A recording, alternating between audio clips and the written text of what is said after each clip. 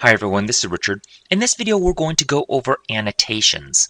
Now when we installed this in the last video, from the very beginning we said, hey, there are some new things, completely new things we're not used to. Okay, we know about the imports. I'm hoping about that. And already we have this at component. This is the at designates it as an annotation, and an annotation basically it's in one extra label that it's not unique to Angular, but Angular uses this, and this is the first time we're at least encountering this in all of our previous videos, and that includes the other playlists. So at component basically just means that this determines the name of your tag. Okay, so selector, I'll explain that in a second. Selector : my app. All that does is says, I am making a new tag called my app. Okay, because that's not really a tag, right? It's not like body, it's not like input or anything like that. This is brand new. We're making this, and it actually, I'm giving it a name right here.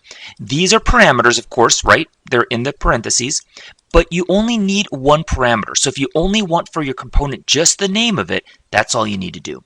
But we're taking one step further. This is two named parameters. So the syntax is whatever it is, template or selector. Selector is the name of the tag. Template, and this says, what does your tag actually look like? So I got the name, right? But what's going to be there? Here it's going to say every time you have the tag, it's going to say hello world inside of there. And this actually is not just text, this is actually markup. So you can actually say break, let's just say I am fine. So you want to have two lines. Hello world first line, second line I am fine. Okay? And then the class that is right underneath the component, that class is connected to the annotation itself. It's a class like every other class. We just do what we want to do with it, okay? We'll go over that in the future too. But these kind of go together. Don't kind of, they actually do. Bootstrap.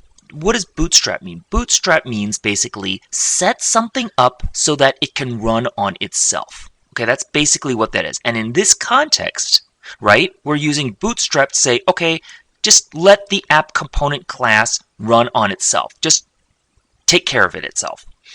And because it's part of Angular, so if we just said, hey, this doesn't make any sense with Dart, how does a class just run by itself, right? That's because it's part of the component in it also. So by bootstrapping app components, it lets this go off, all right?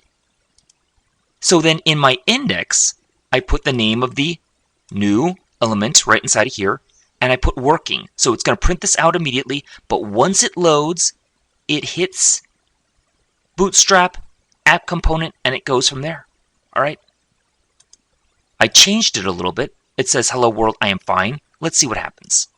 Working, hello world, I am fine. So we're able to actually create the template and the appearance on our new tag right there.